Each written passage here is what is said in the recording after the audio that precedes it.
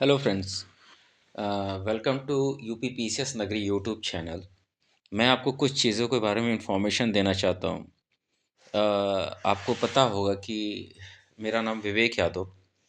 UPPSC में migration and transparency के issue पे हम ही लोग लड़ाई लड़ रहे हैं और हमारे साथ हमारी टीम पूरी की पूरी लड़ाई लड़ रही है, जिसमें बहुत से मेंबर्स सपोर्ट में खड़े हैं। अब मैं कुछ चीज़ें बताना चाहता हूँ।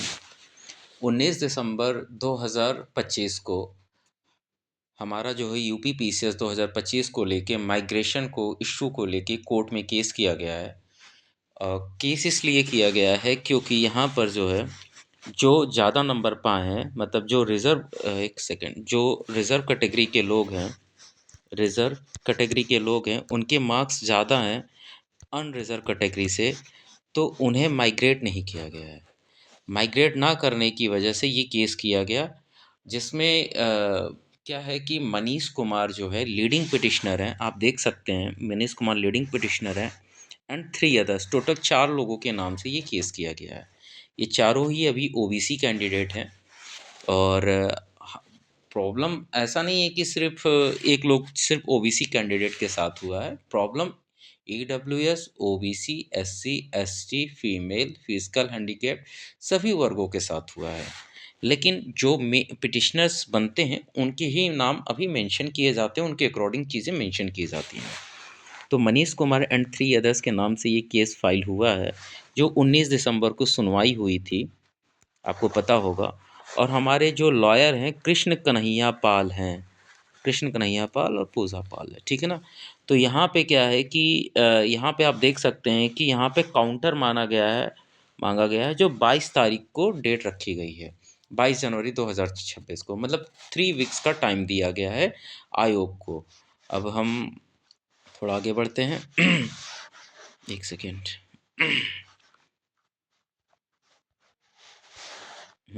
अब इधर आ जाइए आप। ये देखिए, ये आपने देखा होगा कि ये एक ग्रुप में शेयर किया गया था, कि आप पढ़ सकते हैं इसमें क्या क्या लिखा हुआ है। Uttar Pradesh public service commission द्वारा 2025 के विज्ञापन संख्या दिनांक 20/2/2025 के द्वारा सब ऑर्डिनेट सर्विस एग्ज़ाम 2025, अन्य फॉरेस्ट एग्ज़ाम 2025 के प्री एग्ज़ाम में ओबीसी कैंडिडेट जिनका कट ऑफ समान वर्ग के कैंडिडेट से ज़्यादा है, उसके बावजूद ओबीसी वर्ग के कैंडिडेट को अयोग्य घोषित कर दिया। अयोग्य घोषित कैंडिडेट के द्वारा रिट याचिका मनीष कुमार व अन्य बनाम उत्तर प्रदेश राज्य मंत्रिमंडल द्वारा में दायर की, जिसमें ओबीसी कैंडिडेट के द्वारा मुख्य रूप से माइग्रेशन रूल और आरक्षण अधिनियम के यहाँ पे यूपीपीएससी के द्वारा अनुपालन न किए जाने को आधार बनाया गया है। वो यूपीएससी लिखा हुआ है, गलत हो गया है, वो टाइपिंग मिस्टेक है। यूपीपीएससी के द्वारा अनुपालन न किए जाने को आधार बनाया गया है। याचिकाकर्ताओं के अधिवक्ता कृष्ण कन्हैया पाल की बहस को सुनने के उपरांत माननीय उच्च न्यायालय ने विपक्षी गणों सप्ताह में प्रति शपथ पत्र दायर करने का आदेश दिया, जो सुनवाई 22/1/2026 को नियत की गई है। संलग्नक माननीय उच्च न्यायालय द्वारा 19/12/2025 को पारित आदेश की सत्य छाया प्रति। आप सोच रहे होंगे कि ये चीज़ें इतनी लेट कैसे आई, क्योंकि कोर्ट बंद हो गया था। कोर्ट बंद होने की वजह से वो जो ऑर्डर है वो लेट आया है, तो इस वजह से अभी वीडियो बनाना पड़ा, क्योंकि जब ऑर्डर आएगा तभी आप वीडियो बना सकते हैं ना, उसके पहले थोड़ी आप वीडियो बना पाएंगे।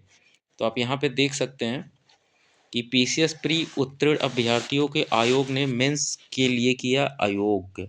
आप यहाँ पे देख सकते हैं, एक मिनट मैं इसको थोड़ा सा और पिक्चर ब्रॉड करूँ इसका। हाँ, अब सही है, अभी आपको दिख रहा होगा, ठीक है। आप यहाँ देख सकते हैं पीसीएस प्री उत सॉरी पीसीएस प्री उत्तीर्ण ओबीसी अभ्यर्थियों को आयोग ने मेंस के लिए किया अयोग। आपको पता है कि यूपी पीसीएस 2025 का रिजल्ट आता है, जिसमें अनरिजर्व कैटेगरी की कट ऑफ 91 क्वेश्चन जाती है। 91 क्वेश्चन के आसपास सभी स्टूडेंट, मैक्सिमम स्टूडेंट सेलेक्ट हो जाते हैं अनरिजर्व कैटेगरी में। बट ओबीसी और ईडब्ल्यूएस की कट ऑफ जो है, ओबीसी और ईडब्ल्यूएस की कट ऑफ जो है 95 प्लस क्वेश्चन जाती है, जैसा कि आपने देखा होगा। और उसके बावजूद भी कई ऐसे स्टूडेंट हैं जिनका सिलेक्शन नहीं होता। और इसी तरह से physical handicap, female, SC, ST सभी के साथ अन्याय हुआ है। अब हम इसके बारे में पढ़ लेते हैं। पिछड़ा वर्ग के अभ्यर्थियों ने हाई कोर्ट में दायर की याचिका। ठीक है? हाँ, इसके हम पढ़ते हैं आगे क्या लिखा हुआ। लाइन बाय लाइन हम पढ़ लेते हैं तो ताकि चीज़ें आपको क्लियर रहें, कुछ भी छूटे ना। हाँ, ठीक है। हुँ, हुँ, ये रहा।